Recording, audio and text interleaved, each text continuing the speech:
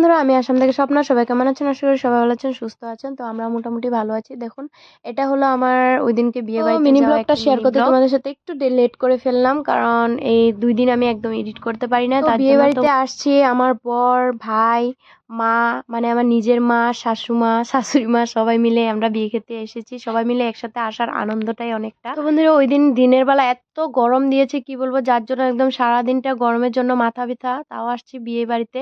তো যাই হোক, এসে ভালোই লাগছিল, কিন্তু মাথা ব্যথাটা চলছিল, তার জন্য কিন্তু আমি এতটা ভিডিও করতে পারি না। তো এদিকে দেখো, আমাদের থালা আর গিলাস পড়ে গেল, তারপরে কিন্তু একে একে করে খাবারও তো পড়ে বিয়ে যাচ্ছে। বাড়িতে কি কি মেনু দিলে এটাই তোমাদের সাথে শেয়ার করছি। দেখো, প্রথমে দিয়েছে ভাত, লঙ্কা, লবণ আর লেবু। তারপর দিয়েছে মুগের ডাল। তারপরে বাঁধাকপি দিয়ে, মাছ দিয়ে, মাছের মুড়ো দিয়ে ঘন্ট। তারপরে কিন্তু দই কাতলা। তারপরে কিন্তু খাসির মাংস। তারপর মিষ্টি আর টক। বাস এটুকুই ছিল মেনু।